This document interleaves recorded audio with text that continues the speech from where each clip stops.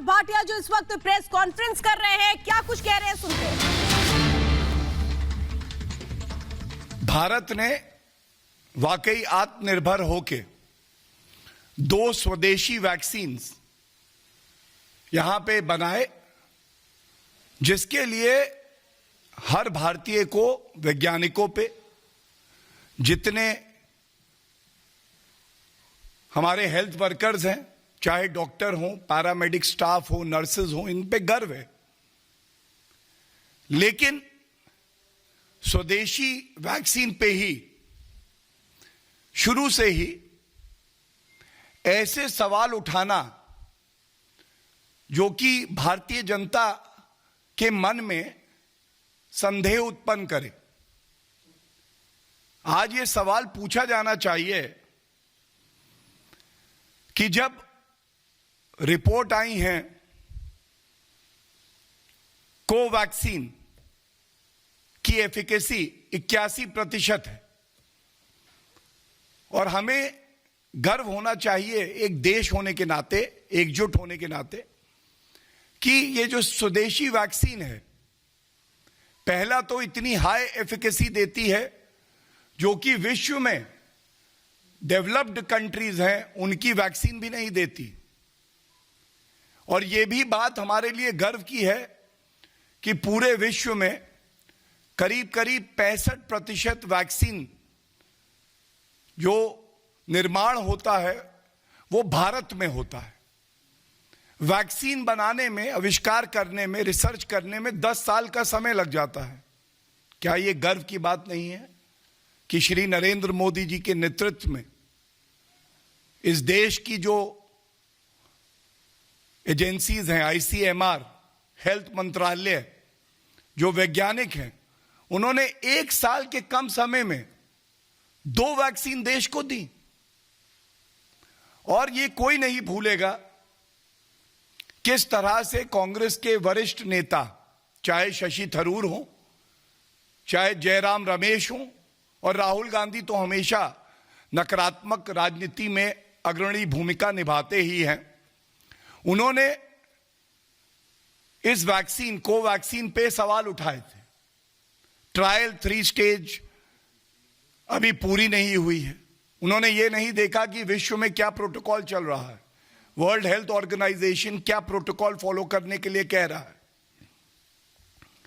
यहां तक कह दिया गया कि बीजेपी का टीका, ऐसी भी पॉलिटिकल पार्टीज इस देश में है, दुर्भाग्य की बात है कि जो राष्ट्र का टीका आविष्कार किया गया उसको बीजेपी का टीका बता दिया गया। लेकिन आज गर्व की बात है कि 10 लाख से ज्यादा डोजेस जो है कोवैक्सीन की दी जा चुकी हैं। और यह भी गर्व की बात है कि वीवीआईपी कल्चर को तोड़ते हुए बड़ी जिम्मेदारी से जो एनडीए और बीजेपी की सरकार है उसने दिखाया कि नहीं, हर नागरिक की जान हमारे लिए हमारी प्राथमिकता है, उसे बचाना होगा। आप सोचिए, अगर यही कांग्रेस की सरकार होती तो सबसे पहला टीका लगता तो वो गांधी परिवार को लगता, और वो उनका जन्मसिद्ध अधिकार माना जाता। फिर कांग्रेस के वर्कर आते सिफारिशी लेटर लेके, उनको लगता। लेकिन हमारे लिए गर्व की बात है कि जो टीके लगे पहली ड्राइव में, वो सबसे पहले कोविड वॉरियर्स को लगे।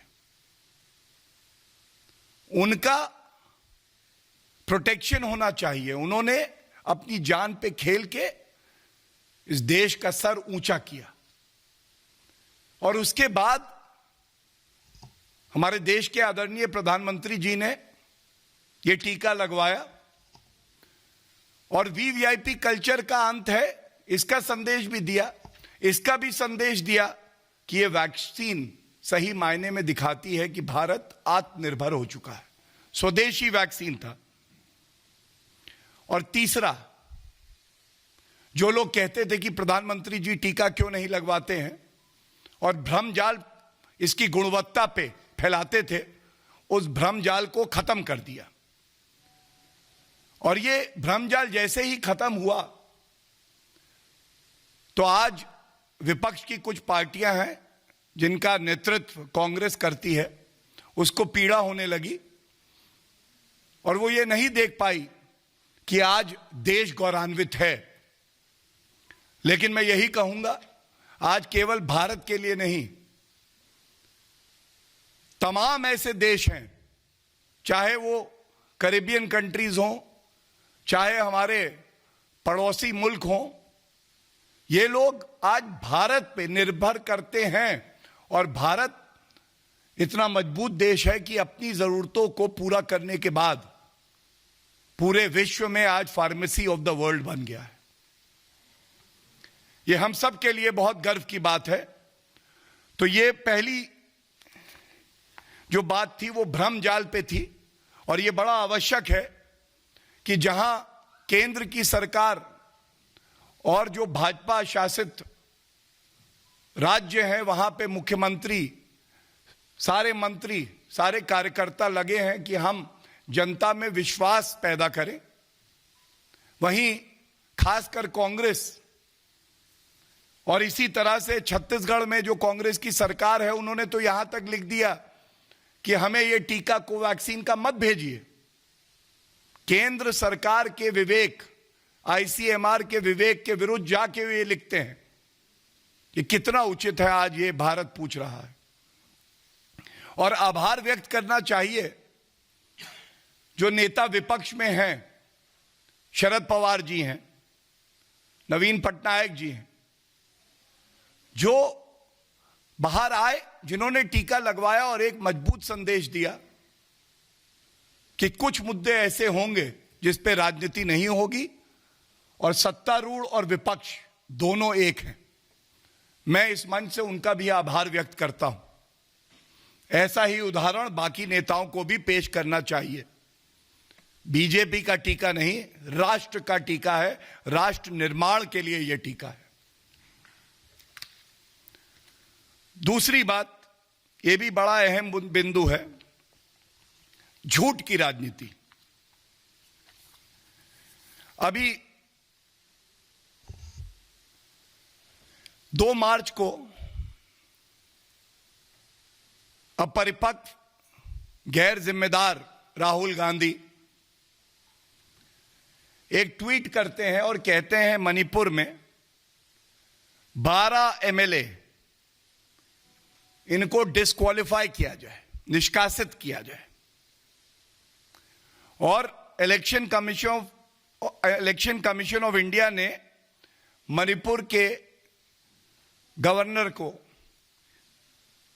यह कह दिया है, निर्देश दे दिया है। तो मैं इतना ही कहूंगा, संवैधानिक संस्थाओं को तार तार करना, मर्यादा ना रखना, उन पे सवाल करना, विश्वास ना करना, यह चरित्र कांग्रेस पार्टी का हमेशा से रहा है। और जब संवैधानिक संस्थाओं की बात आए तो यह अति आवश्यक है कि संवैधानिक संस्थाओं के वक्तव्य को पूरा आदर मिलना चाहिए।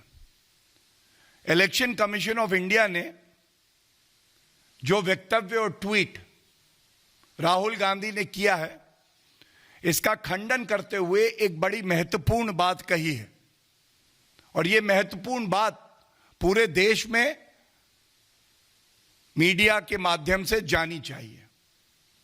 उन्होंने बिल्कुल स्पष्ट कहा है, the election commission of India never discusses a privileged communication.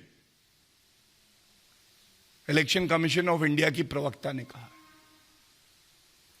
एक संवैधानिक संस्था इलेक्शन कमीशन ऑफ इंडिया, जिसको कमजोर करने का बीड़ा कांग्रेस पार्टी ने उठाया हुआ है, और दूसरी संवैधानिक संस्था महामहिम राज्यपाल का ऑफिस, इनके बीच में जो भी बातचीत हो, पत्रों का आदान प्रदान जो भी दिया जाए, उसको पब्लिक डोमेन में बिना ये जाने कि सत्य क्या है, ये कितना उचित है।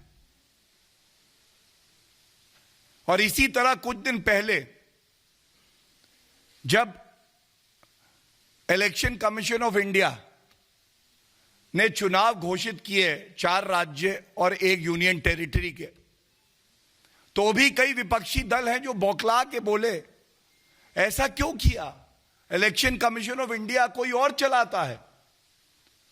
मैं वो पूरा बयान भी नहीं बोलना चाहता क्योंकि वो मर्यादित नहीं होगा। हमारे देश का इलेक्शन कमीशन ऑफ इंडिया एक संवैधानिक संस्था है जो निष्पक्ष है, सर्वोच्च न्यायालय ने भी यही कहा है।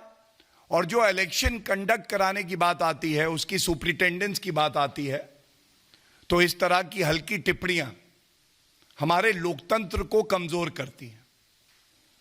पश्चिम बंगाल के चुनाव में 8 दौर के मतदान होंगे, ये तय करने का क्षेत्र अधिकार केवल इलेक्शन कमीशन ऑफ इंडिया को है।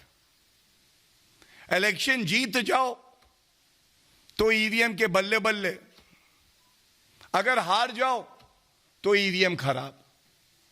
ये दोहरा चरित्र, ये झूठ की राजनीति आखिर कब तक करोगे।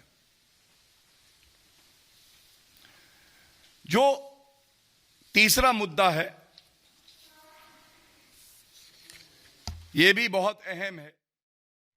तो इस वक्त बीजेपी की तरफ से प्रेस कॉन्फ्रेंस की जा रही है, एक एक जवाब दिया जा रहा है उन बातों को लेकर जो लगातार कांग्रेस कर रही है, चाहे वैक्सीन को लेकर सवाल उठाने वाली बात हो या फिर संवैधानिक संस्थाओं को लेकर के सवाल उठाने वाली बात हो। एक एक बात का जवाब